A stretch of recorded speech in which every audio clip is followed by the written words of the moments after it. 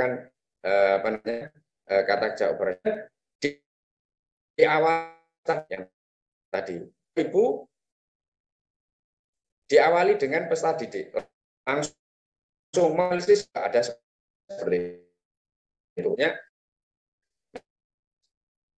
Didik mampu baru hanya menentukan sebagai capaian pembelajaran. Nah, ini Bapak Ibu formatnya yang dilakukan oleh Bapak Ibu guru. Jadi sekali lagi di dalam itu yang pertama pembelajaran, kemudian masih pembelajaran. Setelah menganalisis tujuan pembelajaran, ya nanti angkat Bapak Ibu yang pertama capaian pembelajarannya kopi. Nah, itu yang kedua tujuannya ya. Formatnya hanya seperti ini karena ada beberapa ya. Ketiga Ibu membuat alur tujuan pembelajaran ya, membuat alur tujuan pembelajaran. Nah, alur tujuan pembelajaran itu kalau dulu namanya silabus ya. Dulu namanya silabus. Nah, beberapa ATP itu banyak formatnya Bapak Ibu.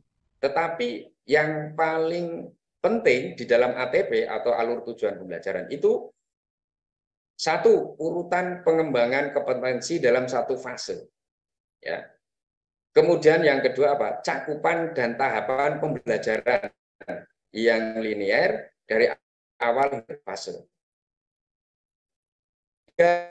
Menggambarkan tahapan perkembangan kompetensi dalam satu fase. Jadi Bapak Ibu, setelah Bapak Ibu mempunyai capaian pembelajaran, kemudian Bapak Ibu mempunyai tujuan pembelajaran, maka yang ketiga yang Bapak Ibu harus disiapkan dalam kurikulum Merdeka itu adalah alur tujuan pembelajaran. Nah, setelah itu Bapak Ibu, maka Bapak Ibu membuat yang namanya perencanaan pembelajaran. Ya. Atau di dalam kurikulum Merdeka itu ada istilah baru lagi yang namanya modul ajar. Kalau sudah ada rencana pembelajaran RPP, maka tidak usah, tapi kalau sudah ada modul ajar tidak usah menggunakan RPP. Apabila Bapak Ibu membuat semuanya ya saya kira lebih baik gitu. Tapi biasanya ya bikinnya hanya satu antara RPP dan modul ajar. Bapak Ibu, apa isi dari RPP itu? Ya, di kurikulum Merdeka itu isi di RPP itu satu, simple ya Bapak Ibu, tujuan pembelajaran. Kemudian langkah-langkah atau kegiatan pembelajaran. Nah, kemudian yang ketiga adalah asesmen pembelajaran. Ya, ini komponen minimum yang ada di dalam RPP. Sehingga RPP itu tidak usah terlalu panjang. 3 komponen ini yang minimum ini yang perlu di RPP. Nah, kalau di modul ajar itu komponen minimumnya yang harus ada adalah satu, tujuan pembelajaran, kemudian langkah-langkah pembelajaran, kemudian rencana asesmen ya untuk di awal, jadi asesmen awal ya, di awal pembelajaran. Bapak Ibu di kurikulum Merdeka itu ada asesmen diagnostik yang dilakukan pada waktu awal tahun pelajaran, kemudian asesmen awal. Ya, asesmen awal itu dilaksanakan pada awal pembelajaran. Ya, kalau dulu misalnya mirip-mirip lah seperti apa namanya pretest gitu ya. Kemudian yang selanjutnya apa? Rencana asesmen akhir. Rencana asesmen akhir yaitu dilaksanakan untuk mengecek tercapaian tujuan pembelajaran ya setelah kita melakukan proses pembelajaran. Kemudian yang selanjutnya adalah media pembelajaran. Itu yang ada di modul. Nah, sehingga dengan demikian Bapak Ibu, yang nanti disiapkan oleh Bapak Ibu ketika melaksanakan kurikulum Merdeka, ini yang paling penting ya. Satu, sekali lagi saya ingatkan, capaian pembelajaran, tujuan pembelajaran, alur tujuan pembelajaran, dan yang keempat, RPP atau modul ajar. Ini yang harus dimiliki oleh Bapak Ibu guru ketika kita melaksanakan kurikulum merdeka. Nah, oke, Bapak Ibu, di kurikulum merdeka itu, di kurikulum merdeka itu tadi saya sampaikan ada yang namanya adalah asesmen diagnostik. Asesmen diagnostik itu dilaksanakan pada waktu awal tahun pembelajaran. Awal tahun pelajaran itu dilaksanakan asesmen diagnostik dalam rangka untuk mengetahui sejauh manakah background kepribadian anak. Cara belajar anak seperti apa, kondisi orang tuanya seperti apa, bagaimana dia belajar di rumah, dan sebagainya. Nah, pada waktu kita melakukan proses pembelajaran, maka diawali yang disebut dengan asesmen awal, yaitu asesmen ini adalah untuk untuk mendapatkan informasi tentang kesiapan belajar peserta didik. Ya. Nah, ini untuk mengukur sejauh mana kompetensi yang dimiliki oleh peserta didik ketika kita akan melakukan proses pembelajaran. Nah, apa gunanya di asesmen awal itu? Asesmen awal ini digunakan untuk melakukan diferensiasi pembelajaran, yaitu untuk melakukan pembelajaran kepada peserta didik sesuai dengan kompetensi yang dimiliki.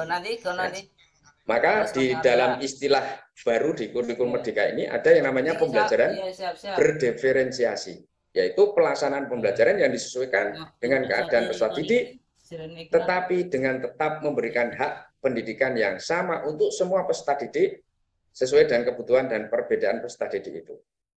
Jadi Bapak Ibu, setelah kita melakukan proses asesmen awal, kemudian kita lanjutkan dengan melakukan proses pembelajaran berdiferensiasi yang didasarkan dari asesmen awal yang kita laksanakan pada waktu awal pembelajaran.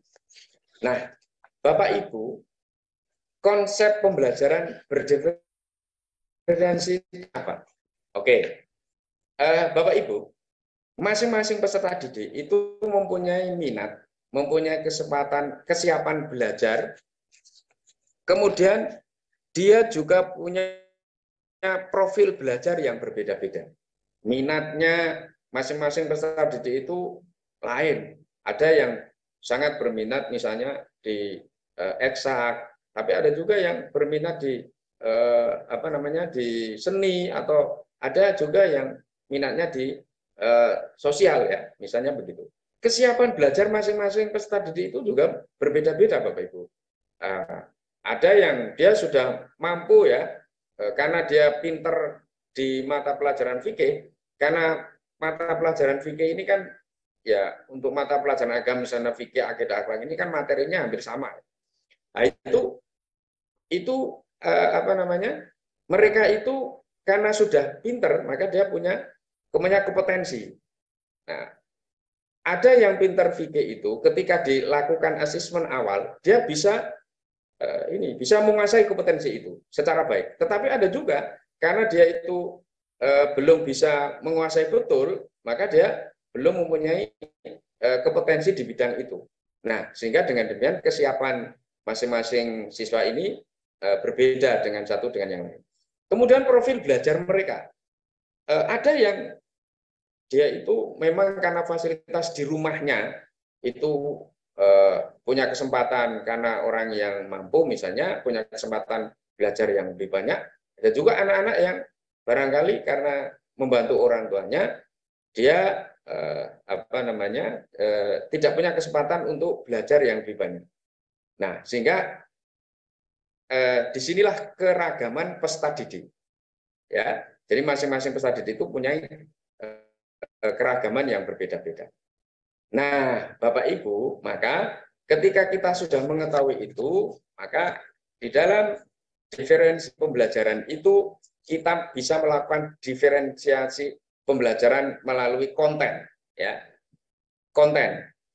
Misalnya ketika kita memberikan pembelajaran pada anak dari sisi materi, karena materi anak yang tadi dikuasai berbeda-beda, maka disinilah kita bisa memberikan treatment kepada masing-masing anak itu yang berbeda-beda dari sisi materinya. Kemudian dari sisi prosesnya, proses pembelajarannya yang disesuaikan dengan kemampuan. Karena mungkin anak-anak itu ada yang memahami praktek sholat, ya, praktek sholat. Ada yang sudah memahami secara baik, tetapi ada juga yang belum memahami. Nah, ini ada perbedaan ketika kita melakukan proses pembelajaran. Kemudian dari sisi produk, ya, dari sisi produknya, ada anak yang sukanya itu menulis, ya, menulis, ya. Ada juga anak yang dia itu lebih suka berbicara. Ada juga anak yang suka menggambar. Nah, berarti ketika kita mau melakukan proses pembelajaran berdiferensiasi itu, maka disesuaikan dengan produk yang dihasilkan oleh anak itu. Ketika anak yang suka berbicara, maka bisa juga nanti kita memberikan tugas atau memberikan pembelajaran itu dengan cara misalnya dia bikin podcast atau dia berpidato. Atau anak yang suka dengan menggambar, itu kita suruh anak-anak ini untuk membuat produk, poster, dan sebagainya. Kemudian yang selanjutnya dari lingkungan, diferensi lingkungan belajar. Antara satu dengan anak itu, lingkungan belajarnya disesuaikan dengan minat peserta didik. Ya. Misalnya pada mata pelajaran bahasa Inggris, pendidik dapat melakukan diferensi lingkungan belajarnya peserta didik, seperti peserta didik yang menyukai teknologi yang maka disediakan komputer atau tablet untuk membuat infografis atau mendengarkan audio. Tapi bagi peserta didik yang gemar membaca, maka dia diberi kesempatan untuk membaca itu di perpustakaan. Dan bagi mohon izin Pak Sis, waktunya tinggal 2 menit Pak Sis. Oke, terima kasih Pak Taufik. Ini agak cepat sekali. Kemudian peserta didik yang menyukai seni, maka dia diberikan kesempatan untuk mengimplementasikan tulisan itu dalam bentuk seni.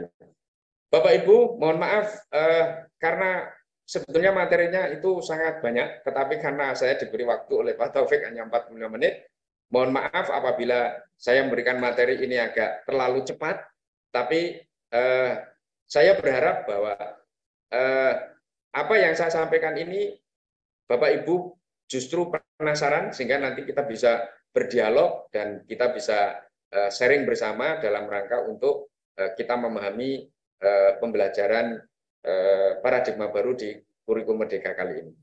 Saya kira itu Bapak Ibu sekalian, mohon maaf atas segala kekhilafan dan nanti akan kita lanjutkan dengan sesi diskusi tanya jawab dan saya kembalikan pada Pak Taufik. Akhirul kalam, wallahul muwaffiq ila aqwamit thoriq. Wassalamualaikum warahmatullahi wabarakatuh. Waalaikumsalam warahmatullahi wabarakatuh. Tepuk tangan yang meriah Bapak Ibu, luar biasa paparan dari Pak Muhammad Siswanto merumuskan